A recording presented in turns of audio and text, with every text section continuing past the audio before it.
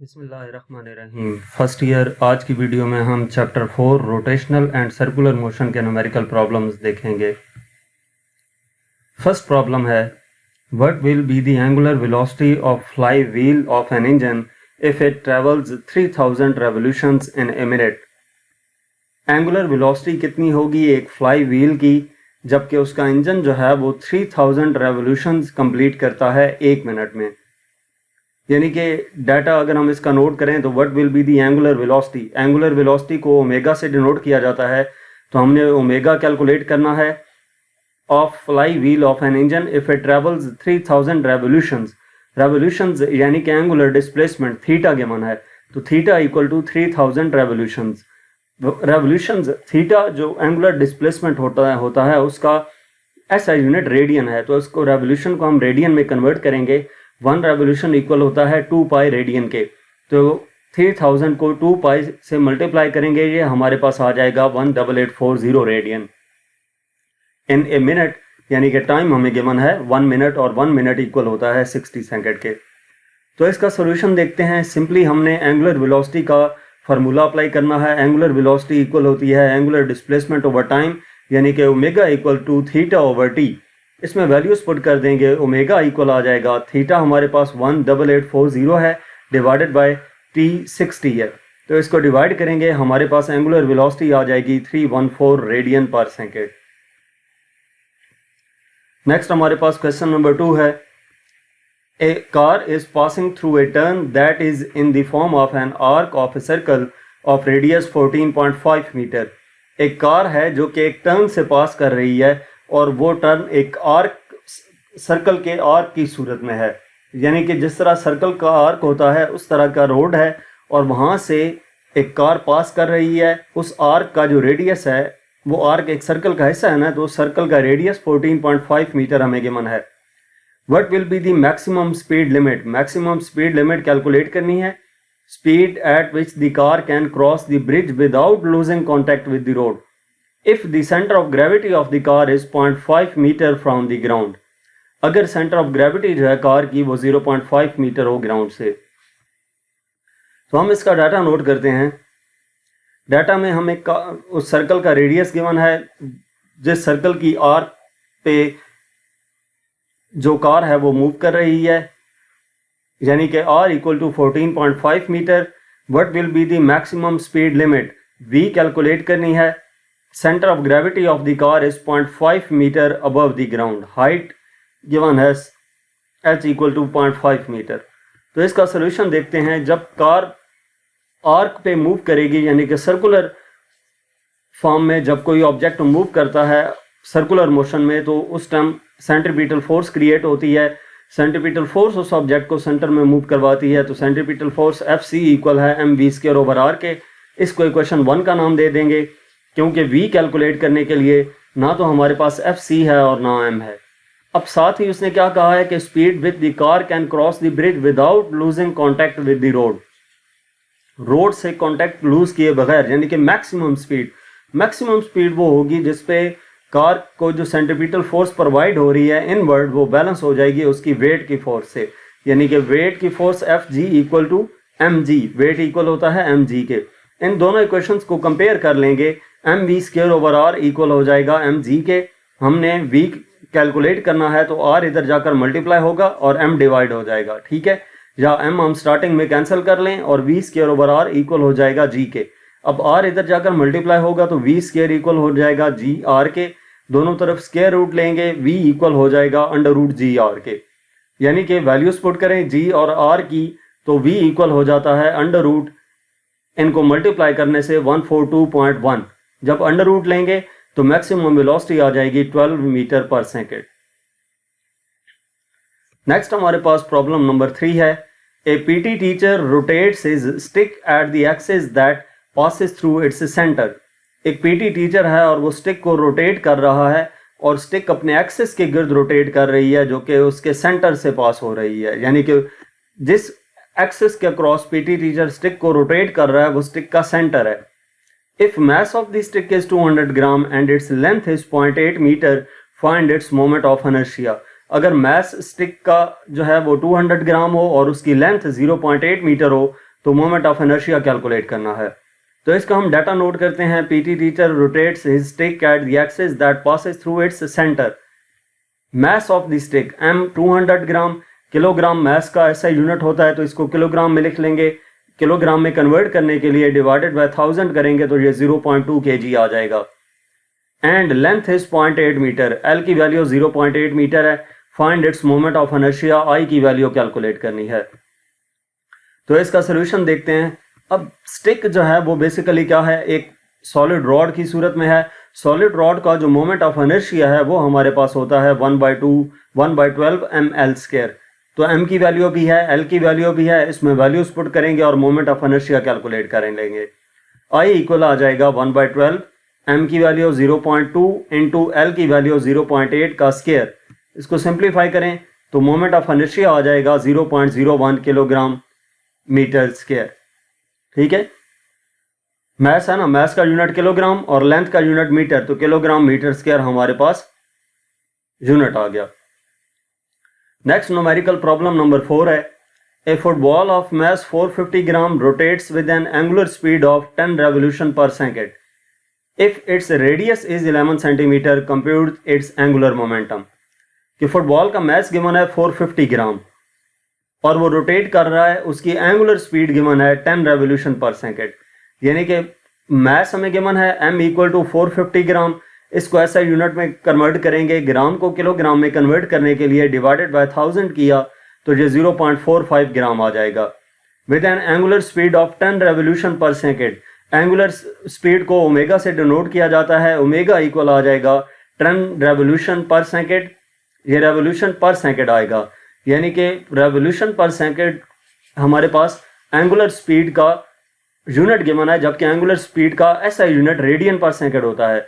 तो 1 revolution equal होता है 2 पाई रेडियन के, तो 10 इंटू 2 पाई ये हमारे पास हो जाएगा 62.8 रेडियन पर second. If its radius is 11 centimetre, अगर रेडियस r 11 सेंटीमीटर हो और सेंटीमीटर को भी हम इसके लेंथ के ऐसा यूनिट मीटर में कन्वर्ट करेंगे, यानी कि 11 divided by 10 divided by 100, centimetre को मीटर में कन्वर्ट करने के लिए 100 से डिवाइड करेंगे तो ये 0.11 मीटर आ जाएगा। Compute its angular momentum. Angular momentum L की वैल्यू कैलकुलेट करनी है। तो हम इसका सोल्यूशन देखते हैं। हम ये जानते हैं कि एंगुलर मोमेंटम L जो है वो इक्वल होता है I ओमेगा के। अब I मोमेंट ऑफ इनर्शिया है और मोमेंट ऑफ इनर्शिया यहाँ पर हमें दिया गया नहीं है, जबकि हमें ये पता है कि उसने किस चीज़ को रोटेट किया था, फुटबॉल को। फुटबॉल जो है वो स्फेरिकल शेप में है, तो स्फेरिकल शेप का जो मोमेंट ऑफ इनर्शिया होता है वो हमारे पास होता है 2/5 mr² के। तो I की जगह पे हम 2/5 mr² पुट कर देंगे। ठीक है, moment of inertia of football 2/5 mr²। अब m की वैल्यू भी है, r की वैल्यू भी गिवन है और ओमेगा भी हमारे पास मौजूद है। ये वैल्यूज इसमें पुट करेंगे। m की वैल्यू 0.45, r की वैल्यू 0.11 गिवन है और ओमेगा की वैल्यू हमारे पास 62.8 है। इसको सिंप्लीफाई करेंगे, ये ब्रैकेट के अंदर वाली टर्म सॉल्व की तो 0.002178 आया। इसको 62.8 से मल्टीप्लाई करेंगे तो एंगुलर मोमेंटम आ जाएगा 0.137 किलोग्राम मीटर स्क्वायर पर सेकेंड। नेक्स्ट न्यूमेरिकल नंबर 5 है। A merryman in a circus is standing with his arms extended on a turntable rotating with angular velocity 10 radian per second.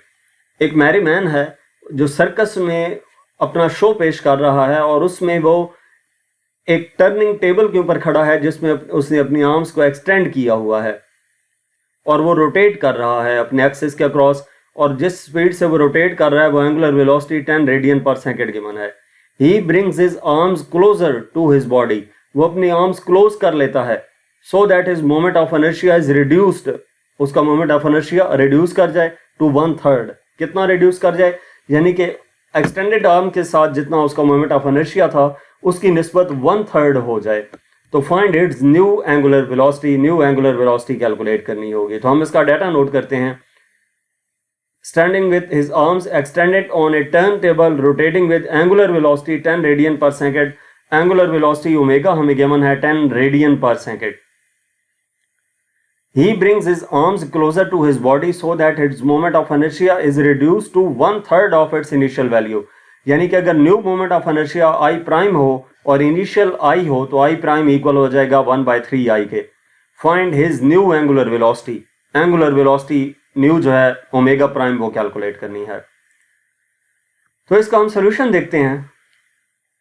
अगर object की बात की जाए जो कि अपने एक्सिस के गिर्द रोटेट कर रहा था तो एंगुलर मोमेंटम जो है वो कंजर्व रहेगा, यानी कि पहले जो एंगुलर मोमेंटम है एल वो आई ओमेगा हो और बाद में L prime equal to I prime omega prime हो। इन दोनों इक्वेशंस को हम कंपेयर करें क्योंकि एंगुलर मोमेंटम जो है वो कंजर्व रहेगा जब वो रोटेट कर रहा है। तो इस केस में आई ओमेगा यानी कि एल प्राइम इक्वल होगा एल के। दोनों मोमेंटम्स जो हैं बिफोर क्लोजिंग आर्म्स को उसने क्लोज किया ना, तो before closing arms and after closing arms जो मोमेंट ऑफ इनर्शिया है वो सेम, एंगुलर मोमेंटम है वो सेम रहेगा, L prime equal to L. तो इसमें वैल्यूज पुट कर देंगे, एल प्राइम की जगह पे आई प्राइम ओमेगा प्राइम आ जाएगा इक्वल टू एल आ जाएगा आई ओमेगा। अब हमारे पास आई प्राइम 1/3 आई है तो आई प्राइम की जगह पे 1/3 आई पुट कर देंगे, omega prime as it is आ जाएगा equal to I omega. I से कैंसल, 1/3 ओमेगा प्राइम इक्वल आ जाएगा ओमेगा के। 3 इधर डिवाइड हो रहा है तो इधर जाकर मल्टीप्लाई हो जाएगा, यानी कि ओमेगा प्राइम इक्वल आ जाएगा 3 ओमेगा के। तो ओमेगा की वैल्यू 10 गिवन है जिसकी वजह से ओमेगा प्राइम हमारे पास आ जाएगा 30 रेडियन पर सेकेंड। यानी कि जब उसने आर्म्स को क्लोज किया है तो उस वक्त जो एंगुलर वेलोसिटी है वो हो जाएगी 30 रेडियन पर second. Next numerical problem number 6 है। A boy exerts a force of 200 Newton at the edge of the 30 kg merry-go-round which has a 2 meter radius। एक बॉय है जो कि फोर्स एक्सर्ट कर रहा है 200 न्यूटन की किस पे, at the edge of 30 kg merry go round पे, ठीक है। मैरी-गो-राउंड के एज पे बॉय फोर्स एक्सर्ट कर रहा है। फोर्स कितनी है 200 न्यूटन और मास कितना है हमारे पास 30 kg का, which has a 2 metre radius. Radius भी गिवन है उसका 2 मीटर। मैरी गो राउंड क्या है, बेसिकली ये एक आपके पास होता है झूला होता है जो पार्कों में लगा होता है जिसमें रस्सियों या जंजीरों के साथ जो ऑब्जेक्ट है वो मूव कर रहा होता है अपने एक्सिस के अक्रॉस, जो झूला है। Calculate angular acceleration produced, angular acceleration कितना प्रोड्यूस होगा वो कैलकुलेट करना है। When no one is on the merry go round, जब कोई भी मैरी गो राउंड पर मौजूद नहीं है। और when the boy having 20 kg weight sits 1.5 metre away from the centre, और बी पार्ट में जब एक लड़का है 20 kg उसका मास है, उसका वेट है, सिट्स, अब ये बेसिकली वेट लिखा हुआ है ये लेकिन यूनिट साथ मास का है तो ये मास है, ये वेट नहीं है, ठीक है। Sits 1.5 metre away from the centre, centre से 1.5 मीटर के डिस्टेंस पे मौजूद हो। तो डाटा है boy exerts a force of 200 newton. Boy जितनी फोर्स एक्सर्ट कर रहा है 200 न्यूटन है, F इक्वल टू 200 न्यूटन आ गया। Edge of the 30 kg merry go round, merry go round का मास 30 kg है, विच हैज 2 मीटर रेडियस, और इसका रेडियस 2 मीटर है। Calculate angular acceleration, alpha calculate करना है ए पार्ट में when no one is on the merry go round, और B part में हमने क्या कैलकुलेट करना है, अल्फा कैलकुलेट करना है जबकि बॉय जो है जिसका मास 20 kg है वो क्या कर रहा हो, sits 1.5 metre away from the centre, यानी कि रेडियस जो बॉय का है वो 1.5 मीटर हो। तो इसका हम सोल्यूशन देखते हैं। सबसे पहले ए पार्ट में अल्फा कैलकुलेट करने के लिए अल्फा का हमारे पास फार्मूला होता है torque over I, torque equal to I alpha, तो alpha equal to torque over I होता है। अब यहाँ पे आई कौन सा यूज होगा, मैरी गो राउंड का मोमेंट ऑफ इनर्शिया। अब मैरी गो राउंड किस शेप में होता है, बेसिकली डिस्क की शेप में होता है, ठीक है। तो डिस्क के शेप के लिए जो सॉलिड डिस्क होती है उसके लिए मोमेंट ऑफ इनर्शिया का फार्मूला 1/2 mr² होता है। तो आई एम की जगह पे 1/2 mr² पुट कर देंगे, और टॉर्क का फार्मूला टा इक्वल टू एफ आर है। इसमें वैल्यूज पुट करेंगे, अल्फा इक्वल टू एफ हमारे पास 200 गिवन है और आर की वैल्यू 2 गिवन है, डिवाइडेड बाय 1/2 m 30 है और आर की वैल्यू 2 है।